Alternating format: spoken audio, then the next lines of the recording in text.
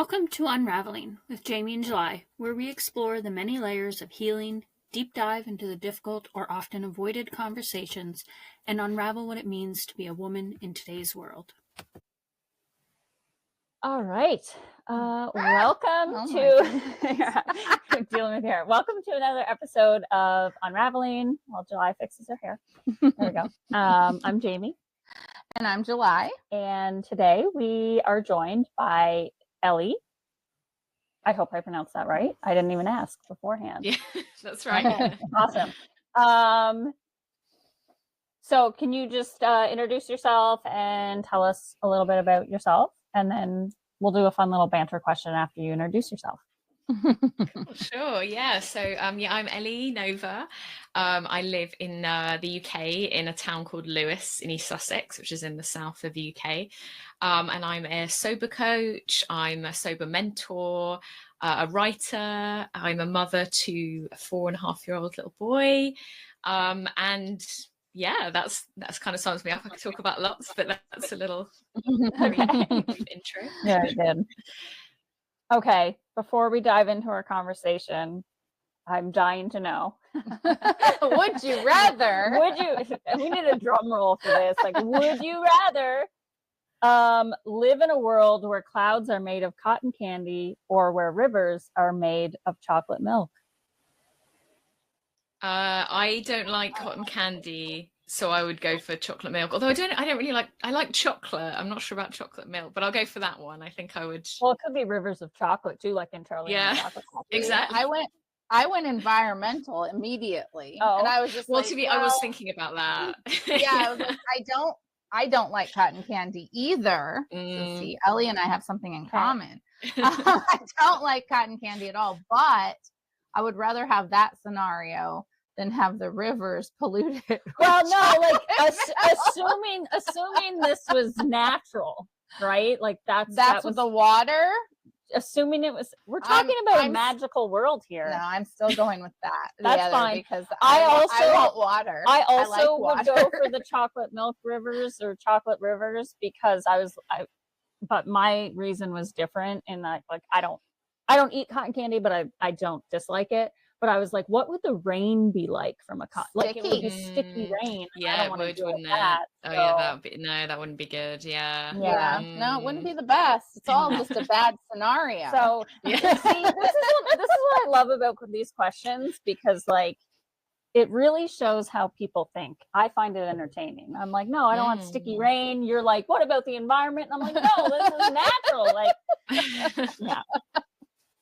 Oh, goodness. We didn't just do this with science or something. Oh my goodness. Oh goodness. Okay. Well, on that note, yes. So I did have your form open on my phone, and now it's not open. But I was reading everything that you shared, kind of just before hopping on here, and there's definitely a lot some similarities definitely to our stories. So wow, yeah, I don't even know where to dive in, but so you're a sober coach. Let's just, I guess, dive into how long have you been sober? 5.5 years now. Okay. So 5.5 years since I had my last drink, but my journey began like 7 years ago, really, because I sort of, really the period of about 20 months where I was quitting was just, so life-changing in itself. So although it's technically 5.5 years, for me personally, that period before means a lot as well. So yeah, because I didn't just stop, it took me that time to do all the unraveling, as your podcast called, unraveling of beliefs and inner work and reparenting myself and self-compassion and all of that. So it's so it feels like a long time that I've been on this path, I guess. Yeah. So did you have like a defining moment when you kind of like made the decision that like, I can't keep living like this, I gotta change?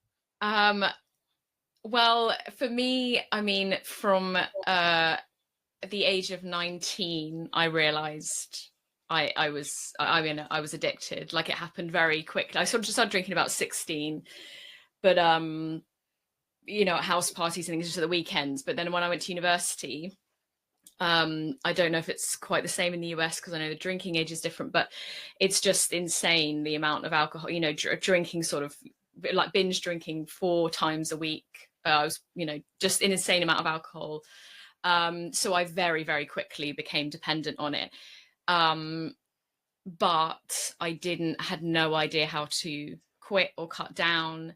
And I didn't find that until 2018, when I discovered This Naked Mind.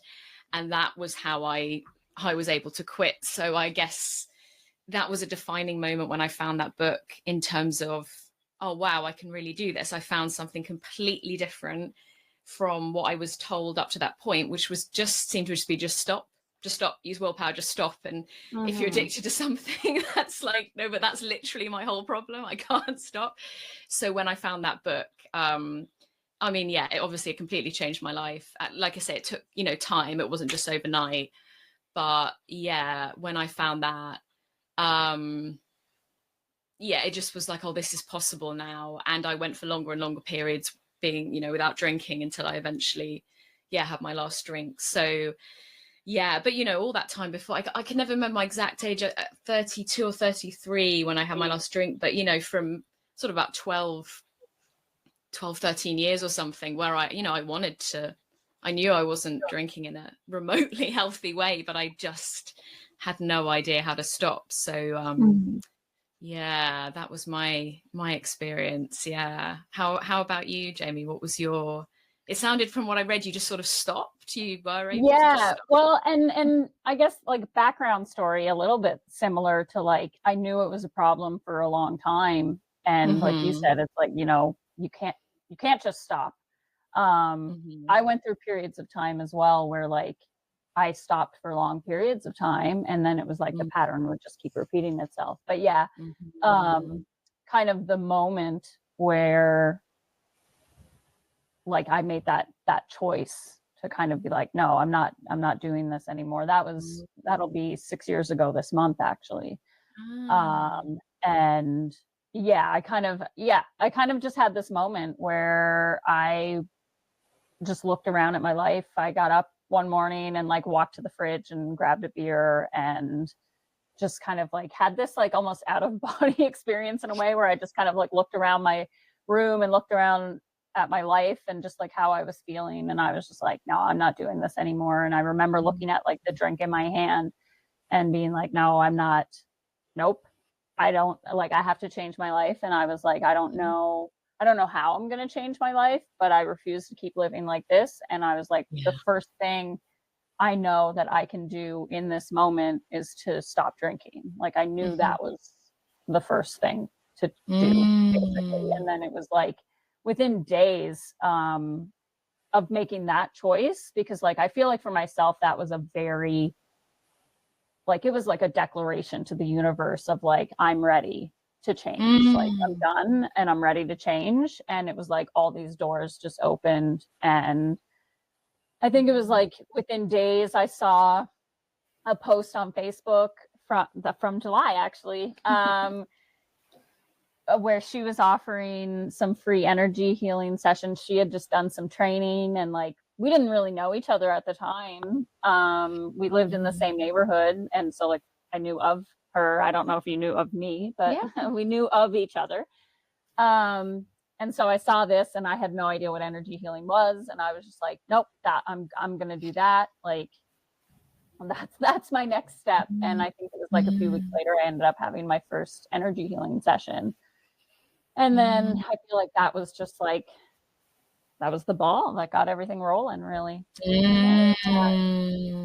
Yeah, so you knew there was the not drinking part is almost it's the first step, isn't it? And then there's everything else, and there's the healing, because the alcohol's just addiction to alcohol is a symptom, isn't it? It's a way of coping. And then there's all the, okay, now I have to, now I've got to be with this stuff, and just learn to live in a completely different way, right? You know, that's and that's what I always found so confusing and impossible that up until I found this Naked Mind was that there seemed to be this sort of advice or expectation to just just stop drinking and then just live your life, without the understanding that, yeah, but the alcohol has been how I've been coping. It's been how I've been coping with my feelings, with, you know, grief and pain and everything. And you just want me to not have, but what am I supposed to do instead? And nobody told me that, yeah, oh yeah, of course you need to learn how to take care of yourself and do loving things for yourself instead. And I don't really know why. I guess no, those people didn't know. But it's, yeah, I don't know how. I just couldn't do it without going, okay, what do I do instead? And how do I really take care of myself? So yeah, that makes sense. And I think you saying about energy healing, I've never done that, but I definitely, also embarked on a journey of exploring different, like women's circles for the first time, you know, and I think I tried a lot of stuff, like did some art therapy. What else did I? And like yoga I got into, and meditation, loads of really lovely things, which I'd, you know, been interested in before, but I guess it was just a bit like you. Yeah. I don't know if I would describe it as a declaration, but it was certainly like, okay, I know I need to do a lot. I need to bring in so much light and wonderful things into my life to take care of me and support me. Yeah. Well, I feel like there's kind of this thing that I feel like people miss sometimes, like when they get sober, is like, that's a behavior that you have to replace it. You can't just stop and not replace it with anything. And you don't want to replace it with something else that's not healthy. So it's like finding what that new thing is that takes that place, that it's now healthy. Yes, exactly. 100%. Well, that's my experience. We really. Just in our society too, we don't talk about addiction much. We're not told to talk to our kids about it. Like that's not something in the parenting handbooks. Make sure that you talk to your kids about it. You know, like I don't even know that I've ever seen that in That's like so one true. Of the parenting books. That's so true. Yeah. My children have been talked to about it since they were able to understand the concept. But like we don't in society, there's so much shame around it. And so it's just like push it away and, oh, well, addicts, that's a choice they're making. That's and in some ways, yes, it is a choice, but it's a choice out of desperation always. It's not it's a disease. It's a sickness that comes from, it's mental illness is what it is. You're dealing with something that's too much and you need this, if you will, medicine almost to help mask all these symptoms because they're too much. But we don't talk about that in our society at all. Instead, it's just stop and go on, you know, grow up and just make a different choice, basically. Make a different choice. Or there's the shame of, oh, he's nothing but a good for nothing, you know. You know, like I remember as a kid, you know, he's a wino. Like that was always what they'd say about alcoholics, right? And then you know, we know with drugs, it's just there's such disdain. Like you witness it when you're walking on the streets and there's, you know, a drug addict who's homeless on the streets, and you can see people walking past just with this look of absolute disgust on their face. And it's like, that could just as easily be you if you had the circumstances with this person. This person is suffering, but we don't talk about that. We just instead want to turn our backs on it. Yeah. And we don't openly go and talk to other people and say, oh yes, like my sister's an addict, my mother's an addict. Like instead they pretend that that's not even a thing. Nobody talks about it. That's what I feel. That's one of the biggest problems here. It's the same as the mental health awareness and how much we've grown in mental health awareness, except we're missing one thing. Addiction is part of mental health as well. It is a mental ailment that we should be addressing. And it's running through our society. It's like a plague. Yeah. It is a true plague within our society. And then with going off to university for the kids, oh, that's a whole other ordeal. Because all these kids, they fall into exactly what you were describing. And there's the constant partying I know we have a local college that it absolutely baffles me how much these kids party, how many parties they are, and they're organized by the school. That's the crazy part. Like, it's a whole thing that's like the events that this is how we're getting together and socializing. I'm just like, what in the world? Why does alcohol have to be involved in everything, right? Well, and it's like you said too, like nobody taught, like we're not taught about that as kids, like in like whatever kind of setting, like we're not taught about the risk of, because you don't necessarily have to have like addiction in your family per se that like runs in your family to then, you know, go off to college, say, and you're dealing with other stuff and you start drinking and that very quickly spirals into something more, right? It's like, well, all young people are suffering so much in this world. They have existential dread because of the way the world is, you know, the way we're doing environmentally. You go in, you get overwhelmed by school. You experience sexual assaults. Like, so many different things happen during that transition of going, you know, flying out of the nest that are so taxing. And then alcohol's there, drugs are there, and there's so many drugs too. I mean, alcohol is a serious issue because that's the acceptable drug. That's the one that's, you know, readily available and legal and like, and everywhere, like it's promoted. Well, I'm sure you both remember, it's not that long ago, there's starting to be a shift in it now, but it was a big thing, wine moms. Like, even that was a bit, like, it's so accepted. How many pairs of socks and merchandise do you see where it's just like wine o'clock? Wine o'clock. Just bring me a bottle of wine, you know, like all this stuff. It's wild. Well, it's sold as the answer to it. That's an acceptable way to cope with the stresses and strains and the systemic issues of modern motherhood in our culture, is drink a carcinogenic poison and just shut up. I think it's a way to make mothers shut up and go, look, nothing's going to change. Just drink, you know, every night after the kids have gone to bed, and to cope, which is appalling because it makes everything worse. Apart from obviously the physical 100%. Health impacts, it ruins our sleep, it reduces our resilience, it increases anxiety. I mean, there's nothing, it is not helping. It provides a temporary escape, which is so understandable that mothers at the end of an exhausting day, of course you want to break, of course you want to relax, of course you want to escape for a bit. And the answer is a poison, which is but that's part of the reason I think that it isn't spoken about. We don't, well, I can't say we, because I will talk to my son about it, but many people don't talk to their kids about it, is because I think that in order to talk to our children about it, we have to be honest about our own relationship with alcohol and our own relationship with addiction. And we think of the addict as you said, July, the man who's had unbelievable trauma. That's why he's there, like on the street and suffering, as you say.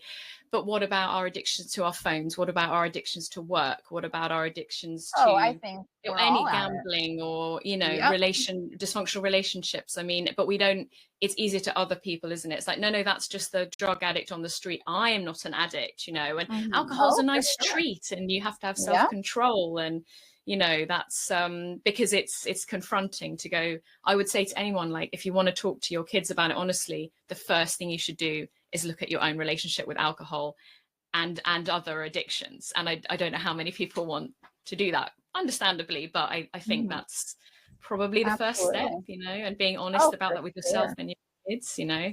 And it might be a hard thing to look at as well as well, and I think too, we say this is a generational thing, that it's, you know, we carry a gene that, you know, I've heard some of this stuff, but it makes you wonder, like, is that gene actually like what's carrying alcoholism, or is that what's tying into this trauma that they've found now in our DNA, that they can see that there's trauma patterns? Because when it's running through a family lineage, there's ancestral trauma in that lineage. There's a reason that it's repeating itself. And it's like, you're carrying the generational trauma. And then, I mean, from my experience, I feel like turning to alcohol as a way to cope was more of a learned behavior than like, because that's what I witnessed, and that's what I was told. Yeah. Like over and over again. It's like, I like my parents didn't talk to me about addiction in a helpful way, I'll say. Like it was very much like my parents were both recovering alcoholics. And it was basically like drilled into my brain that basically like I would become an addict if I used alcohol. Like basically it was basically like that's what I was told, that like there's a very good chance you will become an addict if you start drinking or if you try drugs. And so, okay, I'm told that message, and then I have all this other shit going on, and I'm a kid, of course, I'm going to experiment with alcohol. Yeah. And then I have this thought in my, subconscious that I'm not even really aware of as a kid. That's like, well, you're going to become an addict. So might as well go for it. Yeah. That's so fatalistic, isn't it? Yeah. Yeah. You don't have control over your life. It's just, that's so terrifying to believe that from when you're a kid, like as if you're sort of born that way. Yeah. For me, it's a very different experience. I'm the only one that made it out and isn't an addict. Except the typical stuff that the majority of us are: chocolate, our phones, that kind of stuff. But, my parents, it was interesting. I mean, drugs were all around me. They were all around me all the time. Like my earliest memories are there's lines of cocaine on mirrors. There's, adults around always partying, like, lots and lots of alcohol, lots of drugs. And I don't know, like my parents, they sat me down at one point and talked to me about psychedelics. That was the only thing that they ever like straight up were like, you really got to be careful for this stuff. Look at those people up in the mountains. They took a trip and they never came back on LSD. It was very much like scare tactics of the psychedelic world. And that was it. There was nothing else. In the meantime, there was like, I don't even know how many literally pounds of, cannabis was in the fridge, and, the alcohol was stocked, and there was always cocaine around and lots of pills. And so, to me, and that was normal. But the one thing I knew as a kid, I had enough sense. It was pretty surreal, like, honestly, because like we had this thing in America, because we're in Canada now filming this, but like in America, when I was a kid, there was a whole against drugs campaign thing. Oh yeah. President Reagan just say no. Yeah. Just say no campaign. Yeah. So they would come into the schools, and I was a little kid, and they'd have the board with all the different drugs on it. And I knew what all of them were because I had seen them at home. Yeah. And I also knew absolutely not to tell under any circumstance, that you don't tell. So there was shame there because you're being told not to tell. So that's clearly something is shameful. There's something to hide. But, I, like kids do, I did experiment with drinking young, 11, 12, 13. And then at 14, one night I drank way too much, blacked out, and that was it. Wow. I was like, I absolutely will never, ever be like my mother. And no, absolutely not. And I never touched it again throughout all of high school. And honestly, until I was much later into adulthood, where now I can have like a glass of wine. It's not, that's not a big deal at all. It happens about maybe twice a year, 3 times a year top.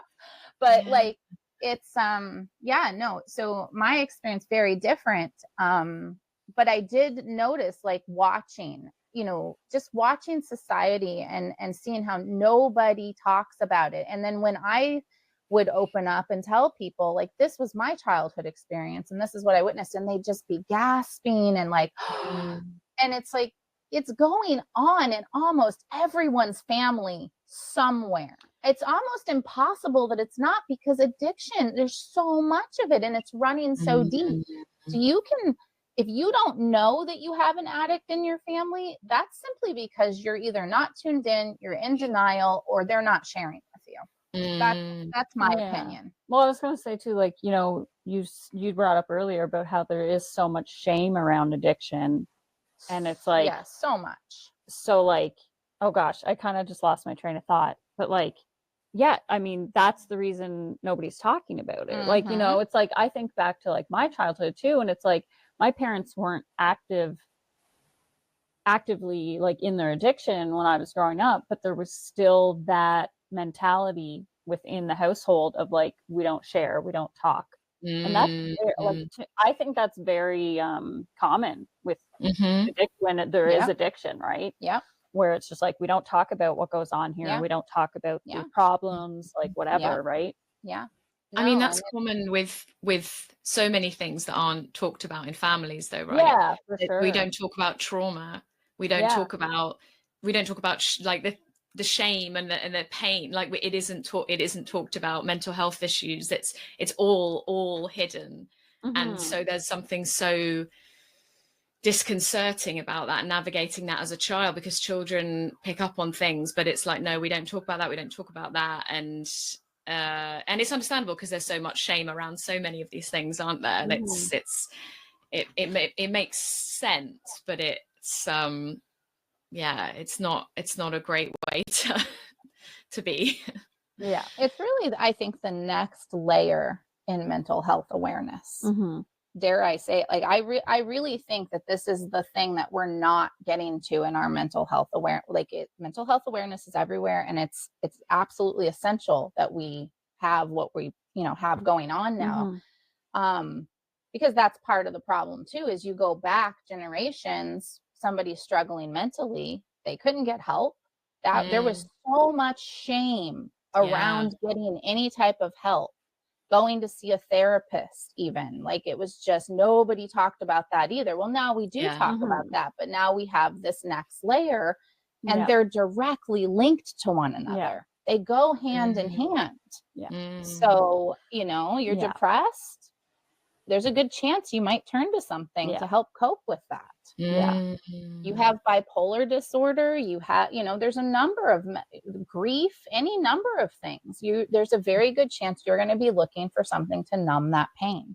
Well, it's interesting too, because like, it's like there's so, like, we're all dealing with these things. Like, we all deal with grief, we all deal with, times, well, maybe not all, but like a mass majority of us all have moments when we're depressed or anxious, or goodness knows, like, there's trauma everywhere, and it's like we are all dealing with these things. But like, I think it's kind of like Ellie said earlier, where it's like, when you start talking about it, you then become a mirror, and people don't want to look at it. So it's like, you start having the conversation, and then it's like, you kind of got to get everybody else on board too to start having the conversations. But when you don't want to look at your own shit, you don't want to have that conversation. So you stay in that shame of of keeping that hidden.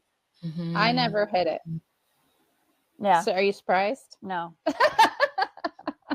No, I was never one to hide it. I felt it was better to be honest about it, and then that would help people understand why, because I had struggles. I had, terrible anxiety. I mean, I was doing it without the alcohol. I was carrying all the trauma and all the ancestral trauma without having anything numbing it. So I spoke of it, and I thought it was really important to speak of it. And, it was just so prevalent in my family. And I think that when we're not, like, the fact is that it's an impossibility. And I think this is statistically proven. It is an impossibility that you do not know someone who is being profoundly affected by addiction in your life. that whether it's that they're an addict themselves or that they have a loved one who is an addict. And when you have a loved one who is an addict, you are going through an immense amount as well. And we need to be talking about this. Like it's so, so important, you know, because of the shame. Like I can't even imagine what it must be like for the parents on the side of like having a child who's an addict. And then, I mean, I guess I kind of can because I played the parental role with my siblings to some degree, but I'm not ashamed to talk about it. But a lot of parents they're just hiding this, like almost like it's a dirty secret that they have these children that are out there struggling in the world. And then now they're suffering too. And, you know, it's just nobody, so much shame around it and nobody speaking of it openly. Yeah. Do you notice that like within your work, like you're a sober coach, like do you notice common themes or stuff within your work, like working with other people having to do with shame or just like anything in general, really, with like well, as you know, as a coach, my role, I'm not a therapist, so I don't go into people's trauma and childhoods. That wouldn't be responsible of me. I can take people, where are you now, and then where do you want to get to, and obviously acknowledging those things. But the commonalities, I mean, one of the biggest things, and this was my biggest thing, is how learning what we didn't learn as kids, how to be with our feelings, in just how to be with them and allow them and know that they're okay and they're normal and they're safe. How to do that is like the number one thing that everybody struggles with if you're using alcohol, probably the case with other drugs as well. That is the number one thing that's like, how do I learn how to do that? Because alcohol's the answer. If you've been so, you know, I grew up believing that pretty much all emotions, apart from like, I don't know, happiness, about the only one, everything else is shameful and bad, and therefore became very scary to me, because I'm a, you know, highly sensitive person. I feel things quite intensely. I mean, all humans have emotions, but I think it's especially hard if you feel things very intensely, but you keep getting the messages I did that feeling them and expressing them is not good, and it will make people be repelled by you or shame you or get angry with you. So what do I do with that? I don't know what to do, and nobody's supporting me of how to be with that. And you know, my mother died when I was 14, so I had huge amounts of grief, which nobody wanted anywhere near them at all. So how do you suppress that? Suppress, which I did until a certain point. I couldn't, and you know, then found alcohol and other things, behaviors and so on, that I had to use, because no one had helped me to be, and no one had held me with those feelings. It's not about necessarily teaching children how, I don't think you need to teach them anything really. I mean, maybe, but it's more just like, if you can be with your own feelings and then be with your children when they're feeling their feelings, even if it's hard to be with that, that's how you end up with an adult. I believe this. I mean, my son's only 4.5, but I hope that's how you raise a child who then is an adult who isn't terrified of their own feelings and bodily sensations and their own thoughts, you know. And I was that very young adult, and I didn't know what to do. And so alcohol became the answer, you know. And even if I shared sometimes with people, like some of the things I was really anxious about, like socializing, because I had so much self-hatred, to be honest. That was the main reason. And I remember sharing it once with my dad and then once with a friend, and they both responded by saying, that's so weird. Like, I think I said, I get really nervous when I'm going to meet someone for a coffee or something. It's like, I was terrified. It was a sign that I was really weird. And they were like, that's so weird. And I was like, oh my God, there's something so profoundly wrong with me. And so I thought, right, well, this is very shameful, clearly. Oh, well, alcohol kind of helps me feel a bit relaxed and more confident. Well, I guess I'll drink before I meet someone for a coffee. Like, it makes sense. What else was I supposed to do? Now I know that feeling anxious before you meet someone for a coffee, most people feel it's so normal. Like, you know, and because I was told it was so weird. you know, I never had to drink. If they'd said, oh gosh, I feel like that too, you know, it's totally normal. And, you know, it's hard to begin with. Once you start chatting to someone, it's fine. You know, it just needed that little conversation. And it could have been, I mean, I'm not saying that's not the only reason I drank, but that would have been so helpful. But again, my dad and this friend, I suspect, weren't able to, they must have felt their own shame about that. And so by telling me I was weird, they probably were telling themselves they were weird about the same thing, you know, like I understand it now as a 38-year-old, you know, and everything I've sort of learned. But yeah, it's so that's the biggest thing when people, quitting drinking is just like I say, the beginning. And then it's like, okay, and then how are you going to take care of yourself when you're feeling stress, anger, shame, grief, sadness, like all the emotions that were like the bad, they're not bad at all, but we are raised to believe they're bad. How can you develop a loving relationship with all those parts of yourself, all those feelings? They're all okay, they're all normal, you know, like, and I think I remember you, Jamie, saying this in your Substack piece, that you feel all this stuff and it sort of sounds a bit awful. I know some people are like, I don't want to feel all that stuff, but that is the amazing thing about sobriety. And it's not easy. Like I never want to sugarcoat sobriety as like, oh, it's all, you know, it's not sunshine and rainbows. Sometimes it's really tough. But it's a billion times better than using a drug to try to escape those feelings, which it never works. It never works. It makes everything worse, like unequivocally. But it is scary and difficult, especially at the beginning, to go, oh my gosh, these feelings I've been running from for so many years, I've now got to be brave enough to be with, you know, it's big. So yeah, that's always the common thing. Yeah.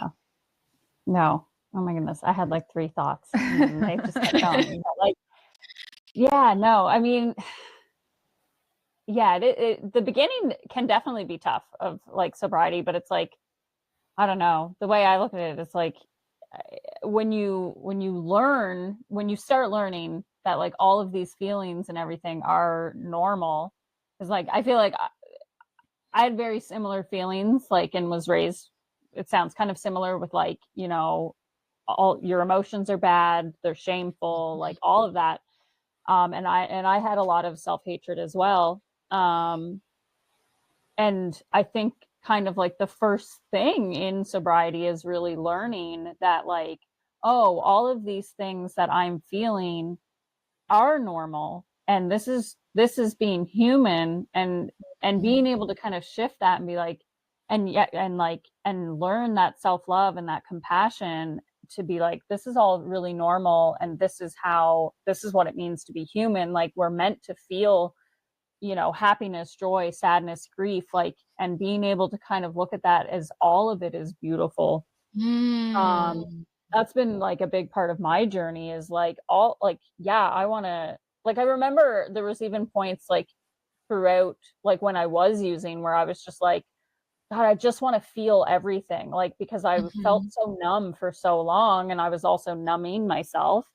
And that was kind of the thing I wanted. I was just like, I just want to feel everything so profoundly. And I mean, careful what you wish for, but no, I'm just kidding. But like, also like, I don't know, like a very sensitive kid and very sensitive person. And like, I do feel things very largely, I'll say, like I have big feelings. And as a kid, if you're not being supported or shown, like you don't have anyone to look to, right? You do end up feeling like there's something profoundly wrong with you when you're trying to express these big emotions that you have that you don't understand, and you're being shamed and you're being, you know, scurried away. And then, you learn to stuff it down and all of that. I don't know where I was going. I don't think I had a point. I just started rambling, but no, it's so true. But that piece about, I so relate. That's exactly what I felt, that there was exactly that. I thought there was something profoundly wrong with me. That's exactly, I thought there was something defective and horrible about me from when I was quite young. I remember I thought that my parents, who seemed to just kind of always be angry at me, as all kids do, you think it's your fault. It was my fault. And I was just like, how can I be better every day? I just want to be better. I just want them to love me. And yeah, and then, you know, as I got older, that feeling was like, how do I escape from it? Because that shame is almost intolerable, isn't it? To believe that we're so defective and that we must hide this from everyone. You know, I always thought it's like, if someone finds out this rotten part of me, I'll just be rejected, you know. And I didn't know what it was, you know. I couldn't put my finger on what it was, but I knew it was there. So something is terribly wrong with me. And the shame was just so horrendous. Yeah. And then, of course, when I then became addicted to alcohol, it was almost like the answer to that. It's like, oh, well, this is it, Ellie. Well, you're an alcoholic. You're so defective. You're so different from everyone else, even though it doesn't even make sense because I already believe that. So it's like, but it sort of was like, okay, this must be why I'm so ashamed of myself, because of my use of alcohol. And then I take the alcohol away. It's like, oh, that feeling's still there. But then that was also a huge thing for me was, and again, This Naked Mind changed my life, because Annie Grace, who wrote it, her whole thing is that the term alcoholic doesn't even make sense. And I know it's quite a contentious issue, and a lot of people, it's like, that is important that they call themselves that. But for me, when I realized I didn't have to, I could say, and I am addicted to alcohol. So I'm not an alcoholic or an addict. I'm Ellie, and I'm not addicted to alcohol anymore, and I was addicted to alcohol. It isn't the whole of me. It's a behavior that I can change. And then that was the beginning of like, oh, right. Because once I realized it's not, because if it's me, but then that's forever, right? And I'm sick forever. And even if I'm 50 years sober, I have to say I'm an alcoholic, which is one of the most shameful things you can say you are in our culture. When I realized, like, wait a minute, alcohol is a highly addictive substance. It's pretty risky that anyone is drinking it. Obviously, we're all at different levels of risk. But if you have trauma, I think being highly sensitive makes you higher risk. You know, lots of other factors, but it's risky for anyone.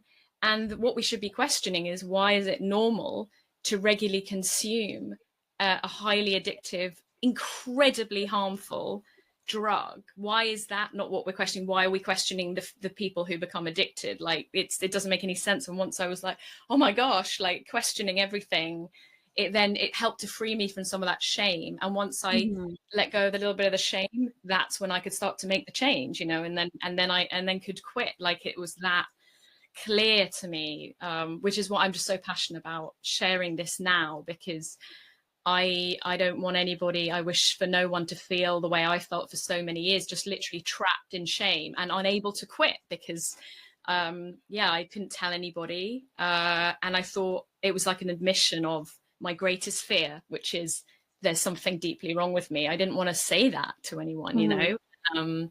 So yeah, it's just been liberating to have this complete shift in the way I see it, and I'm just so I'm just forever grateful, you know, because it's like given me a second chance at life, you know, and like without question, it's I never dreamed I could have the life I have now and be free from the desire to drink, you know, because that's the real freedom, right? I have no desire to drink. I don't use willpower. That seemed impossible like 10 years ago. Like, I guess I thought if I did ever manage to quit, I thought I'd have to, you know, take it one day at a time and use willpower for the rest of my life, which if I would have been prepared to do, but I just couldn't, I just couldn't do I think that's how that is how it's presented. I found in a lot of like recovery things, like different like recovery groups and meetings. It is kind of presented a lot of times like this thing that like you're basically always going to be burdened with, and that it is always going to take an incredible amount of willpower to not do. And I mean, I'm sure it is that way for some people, which would be horrible. Yeah. But yeah, I mean, I know for myself as well, like just you sharing that, it's like, yeah, like I don't know when it happened, but I definitely got to that place too of like, there's no desire. Like it doesn't, like there's no willpower required because there's no desire to use anything. There's no desire for me to escape my body and my mind anymore. Yes. And I think that's kind of been the switch, right? It's like, no, I don't want to, I live here. I like it. I don't want to escape.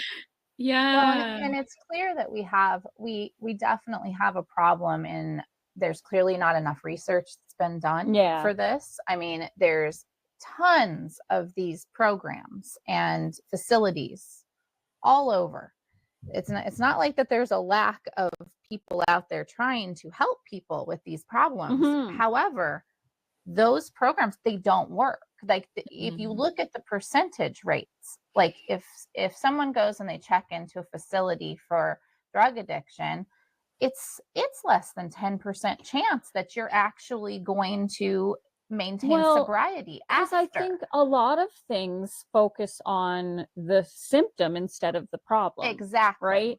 Because, you know, I think of and a holistic approach. Yeah, a holistic to approach. The problem. Because, you know, I think of my own journey personally, and had I not gone down the road of like understanding, like educating myself, looking into, like, you know, reading different books on addiction and trauma and childhood trauma and being raised by alcoholic parents, like adult, like that was the biggest book for me that I read, was like The Adult Child of Alcoholics.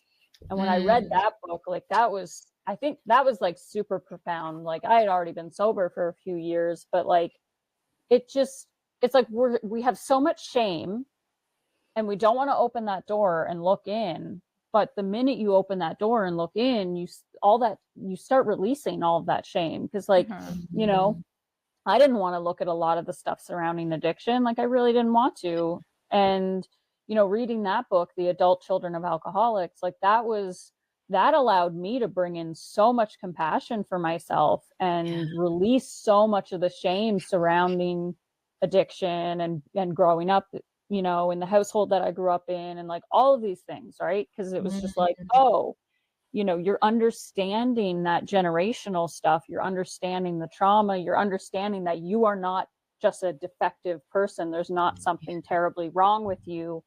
There's all these factors that have led to the behavior that you have now found as your own coping mechanism.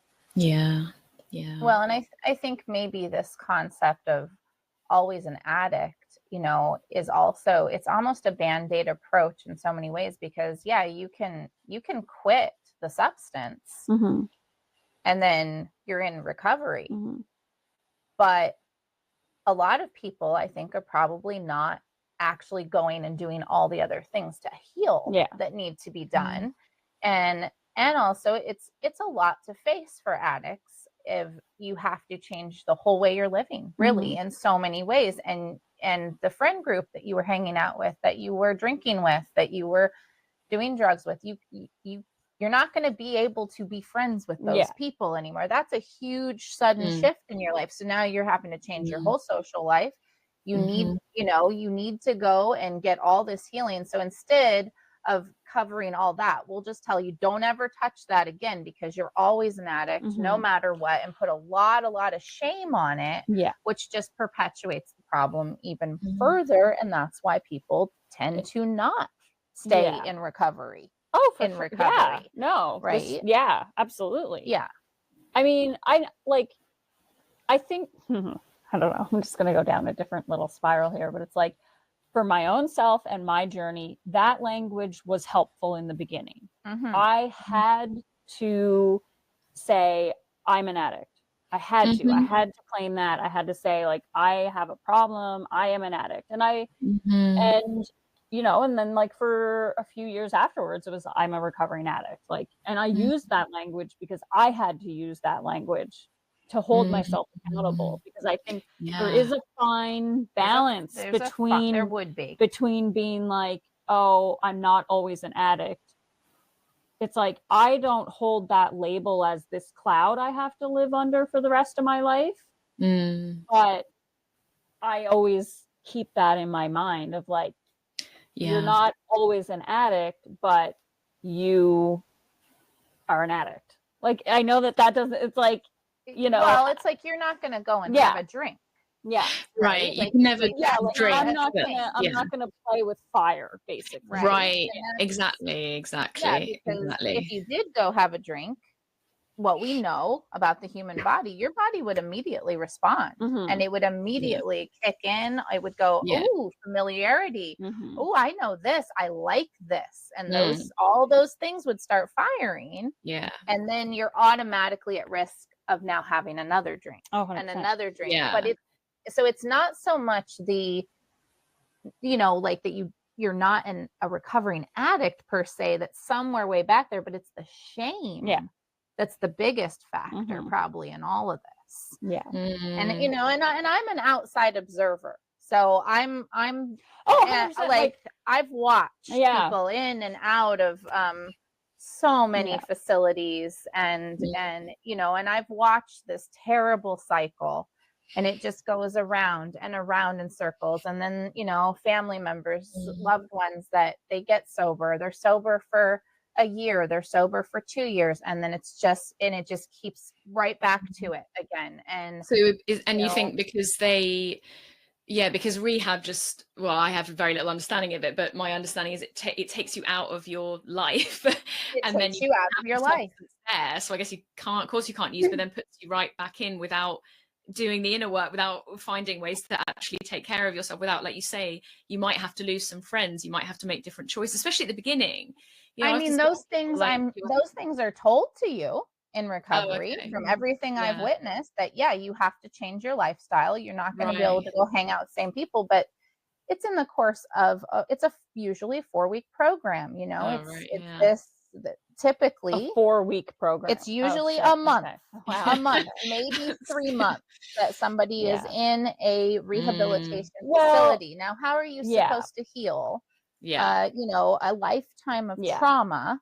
And you can't. Exactly. Well, and no, you absolutely can't. And that's and then the majority of what I've witnessed is then they're sent to a halfway house, and now they're and inevitably they're with all people who have struggled with similar problems.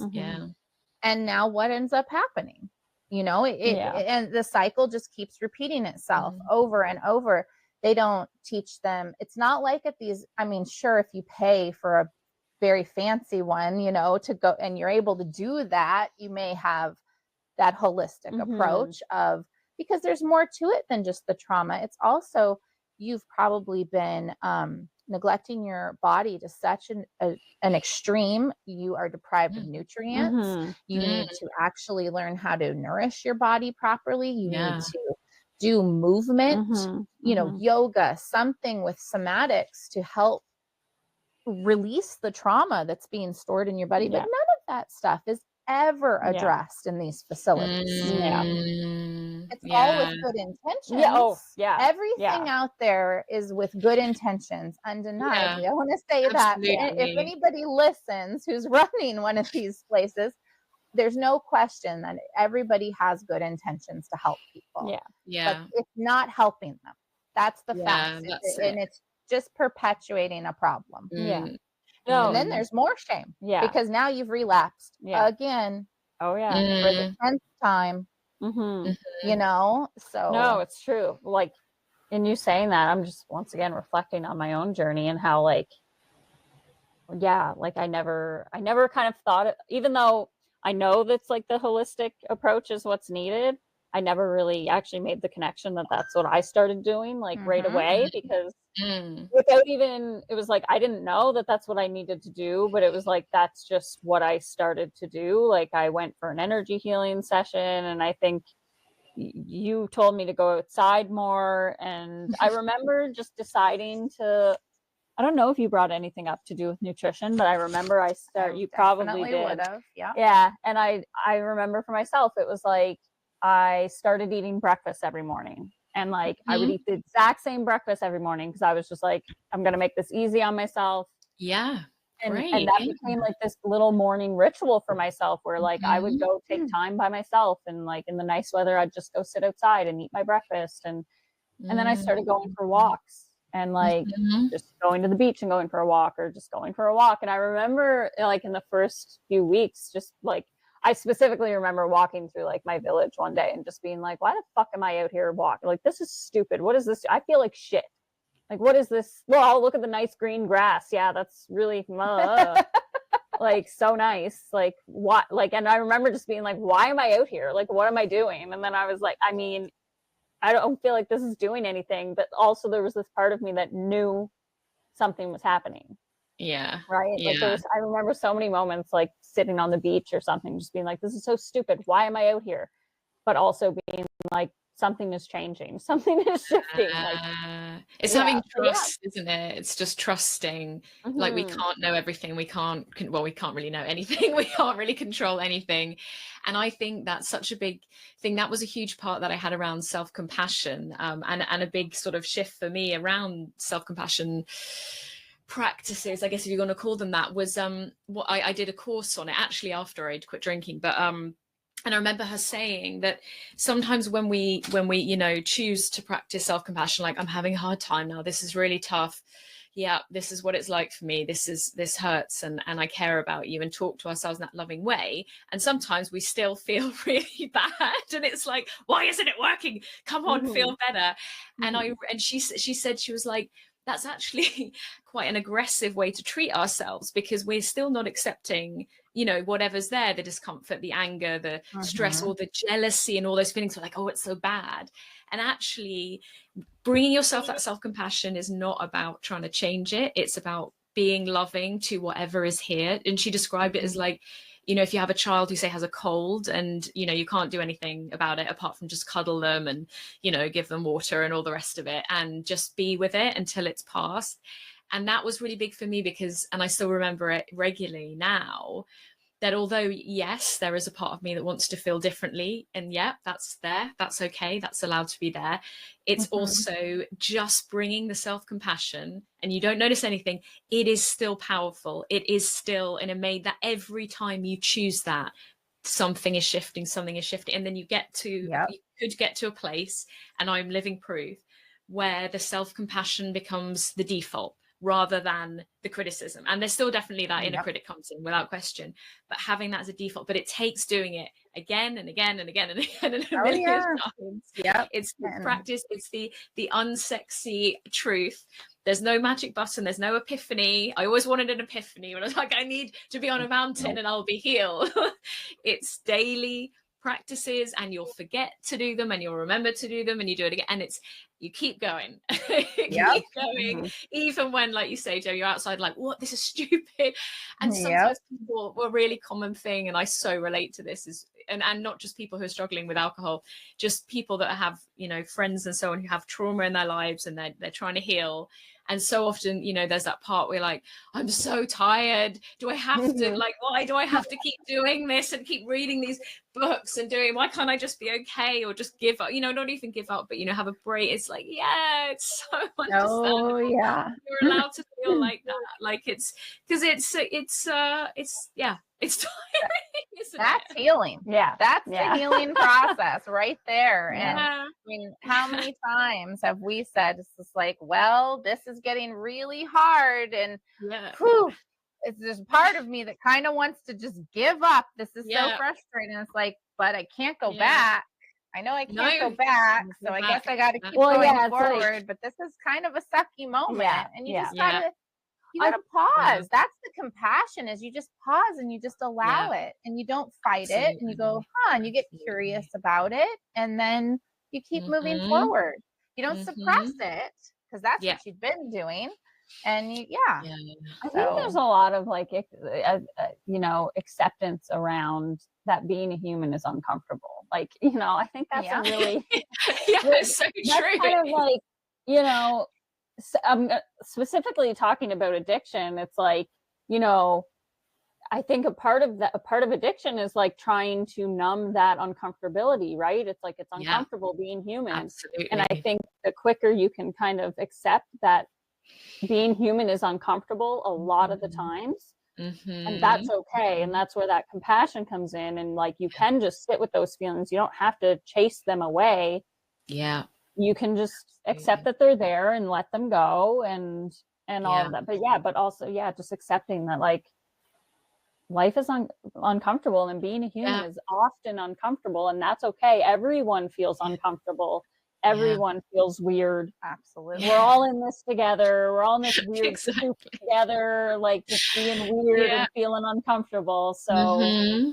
yeah. Mhm. So- And of course, I Absolutely. feel like we feel so uncomfortable because we just don't live the way we naturally should, too. I think that has thrown so many. And A lot of us don't thrive in No, this absolutely. society that we live in, Absolutely. and it's And- understandable why we wouldn't. No, absolutely. And like, and we don't just say it. Like, you know, you said something earlier about like going for coffee and feeling anxious, and like, you know, everybody feels like that. And how quickly, when, like, I can think of so many examples in my head where, like, because now I'm the kind of person where, like, if I go to a job interview or anything, I'm like, I'm nervous, I'm gonna say something stupid, like, and it dissolves that feeling immediately. Or like, you go to some kind of social interaction and you are feeling anxious, and you're like, and you just say it out loud, and then the person next to you is like, oh my god, me too. And it dissolves all of that. And when you start to notice that, you're like, why do we all sit in Like this in hiding. silence? We all feel these same things. Like, well, you know? all of us think that we're alone in it. Yeah, we really exactly. do. Like, We all think very we're common. special. We think we are some, as you know, many of the people we listen to say as us, we're a special snowflake. And the truth of it is that we're all pretty similar. Yeah. Absolutely. No. That's I remember a therapist once saying that to me. She was like, you know, she said it in such a beautiful, gentle, loving way, but she was like, you know, Ellie, believing that you're uniquely like terrible is also a way to feel special. And I was like, oh yeah.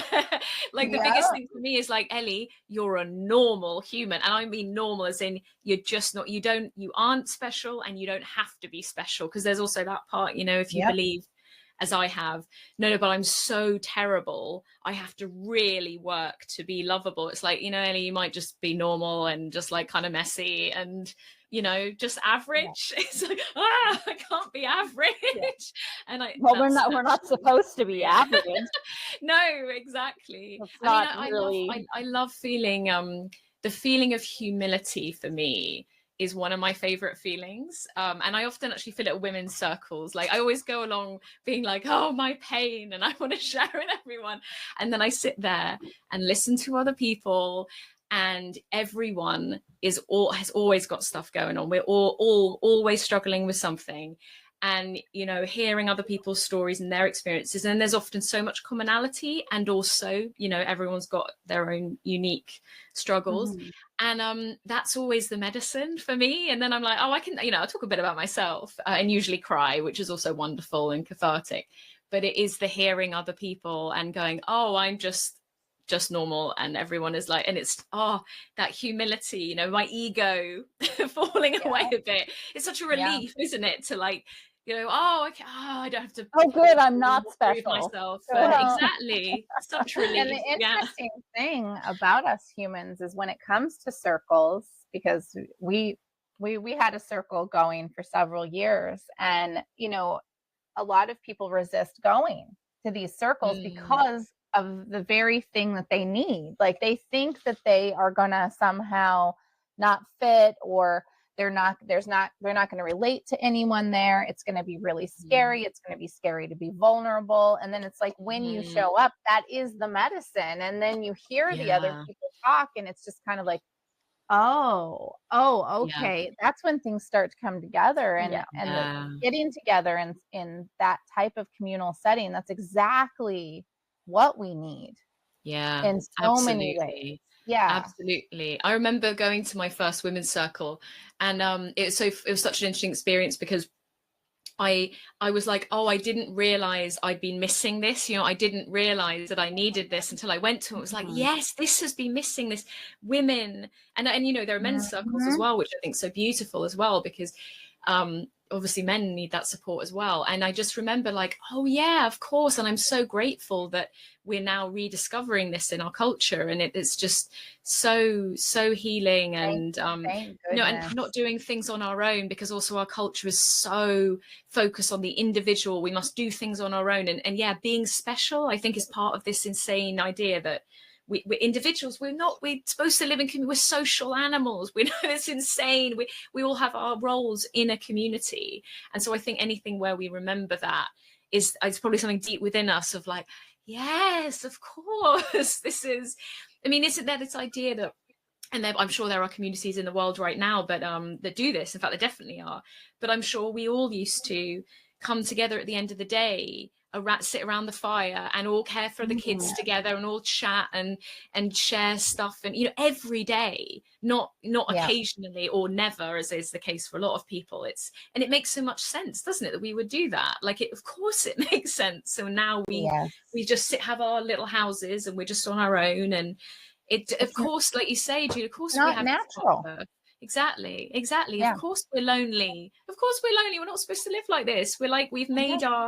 We've got this bizarre thing that human beings have done to ourselves. I always find that it's so fascinating, the choices human beings have made and we continue to make that are not good for us. Using fossil fuels, obviously, and choosing to have this individualized society. We just do things that are so bad for us, and then we have to go, oh no, what have we done? We need to kind of go back, or I don't know. But it's so interesting that we keep making these choices that don't end up going very well. And I guess in this culture, we just do the best we can, don't we? And find these communities where we can, and try and eat whole foods as much as possible. And with that, because I'm really big on and I know you've both talked about this, about perfectionism as well. And it's not about perfectionism, even if you're doing 1% more of, well, like you said, Jamie, about I guessing before you weren't really having breakfast, and you're having breakfast every day. Amazing. What a win. That's okay. That's you don't have to suddenly be like, oh, I'm eating organic food and growing my own food. It's like just a little change is amazing. And celebrating that, and the same with getting free from alcohol. If you go from drinking a bottle of wine a day to a glass, amazing. That's a win. It's I just think that's so important, because perfectionism I know it does for me. It just paralyzes me, and then I kind of do nothing. So yeah, I think that's just that gentleness and compassion and grace is so key. It's those little shifts, because it's like that old saying where the tractor's going along the field and it's in those same ruts, and then they just turn the steering wheel just 1 inch, and you don't think that's going to really do much at all, but by the time it gets across the field, it's going in a completely different direction, right? Yes. So and I think we focus so much on the perfectionism. I think it holds us back from taking those little tiny shifts, because we think, oh, well, I've got to go all in. Oh, I want to eat healthier, so that means that I've got to give up ever having a treat, for example, or or I have to change all at once. I have to change everything. I have to go. And that's very overwhelming. Or even if it's just going to a women's circle, oh, well, I'm not going to fit there because I don't dress like them, or this is what my idea in my head of these types of women are. They're more, they're more spiritual, or they've got their shit figured out better. And that's not the reality of the situation. All of us are just trying to figure it out. And, and then losing the community too. You were saying, when you were talking about that, I was thinking about how, as a child, I never witnessed women coming together in circle and talking about their emotions. And then, my kids didn't really get to witness that either, because I did this later in life. But now my grandchildren are getting to witness this. So they see women come and they gather, and they see women crying, so it's going to make such a difference for that next generation. The more of us that start to come together in community, then it won't be so strange, and it won't be so scary for this next generation, because it is the way that humans are meant to live. We wouldn't have the addiction problems we have if we had community. We just simply would not, period. Because we'd feel supported, and there would be all these other people that you could turn to, even if you were having trouble with your parents. You could actually go to all these other elders. We lost that.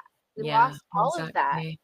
And I think we Yeah. forget, like when we think of like tribal cultures and stuff, we're more so thinking, oh, you know, it's like the Native American tribal cultures. And so many of us, and I don't know where, you know, in England, if it's much, I would imagine there, you're much more aware that no, we all come from tribal cultures in our ancestry, going back to the Celts. And so, you know, that's just the way humans naturally were.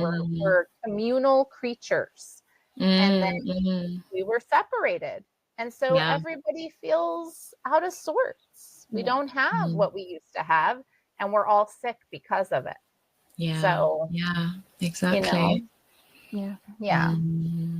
I got I get so like vamped up over this because I know. like it's so simple. I feel like we could have Yeah. a whole other episode. No, I we get could have it. a whole I'm other totally, episode just yeah. community. Yeah.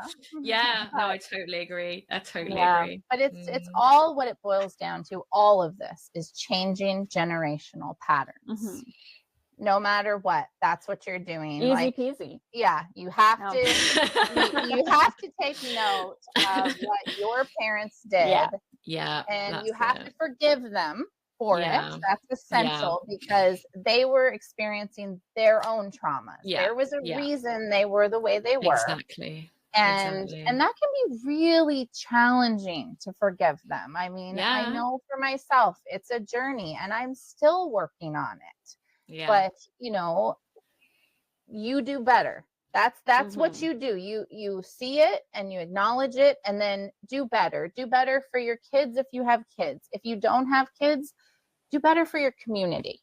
You know, Yeah, just exactly. And that's the thing again, is perfectionism, isn't it? Because I remember, like, before having my son, I just remember there was so much narrative, which I think is shifting now, about sort of like, you know, you have to be the one to heal all previous generations and it's all on you. And it's, you know, then you become a parent and it's like the most humbling experience you can have.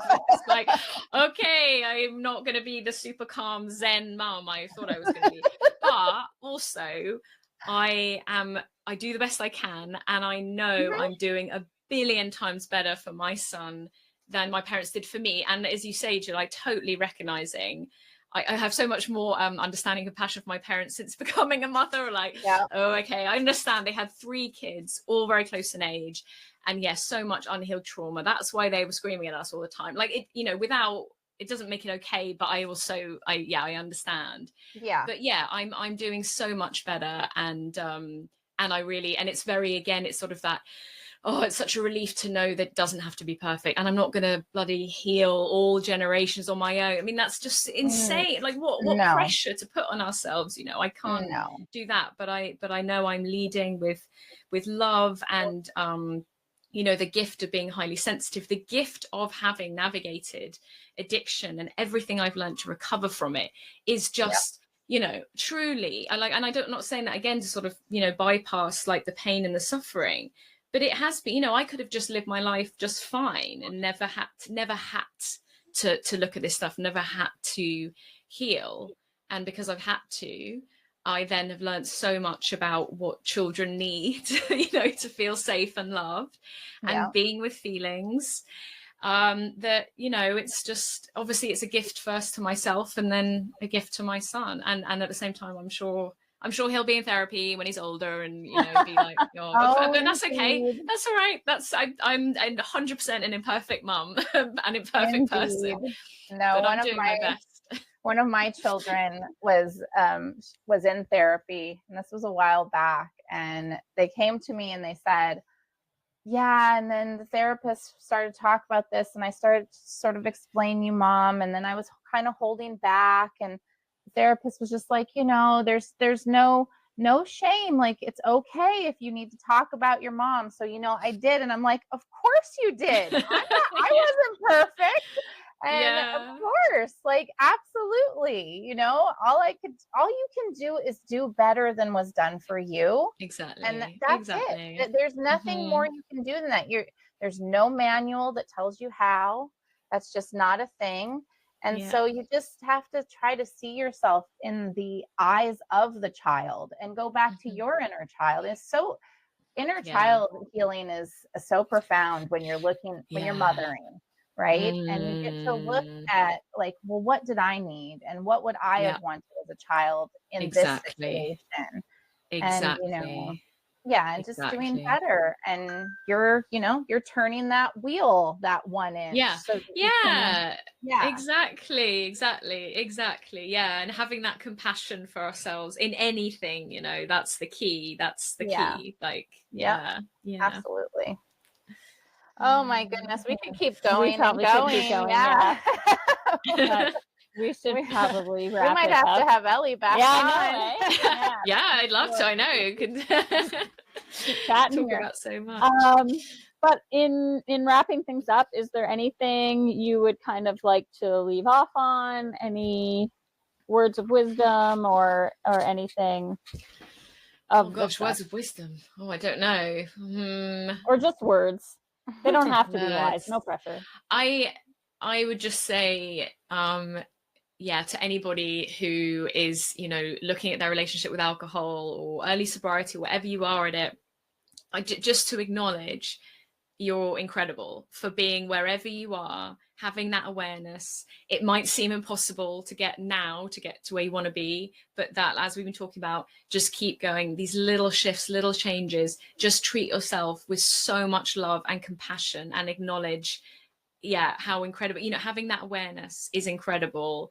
And just keep going.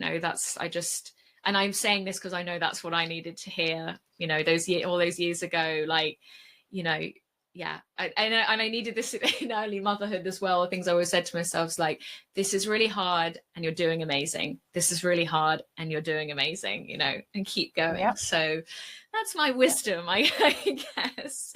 Yeah. And if is it this going out on Substack, right? Because if then people can find my Substack, and I share obviously a lot about like lots of what we've talked about here, and I hope that it's helpful for people. And yeah, and if anyone wants to ask me any questions ever, then I love talking about this topic of sobriety, so do get in touch and or comment on. We'll make sure all your links are in our show notes. Great. When it comes out, for sure. Cool. Yeah. Well, thank you so much for having me. Thank you for being here. Great chat. All right. So thank you for tuning in to Unraveling today, and make sure to check out the show notes to be able to get in touch with Ellie, and also to see what we've got going on coming up. And until next time, remember, we love you and you are worthy.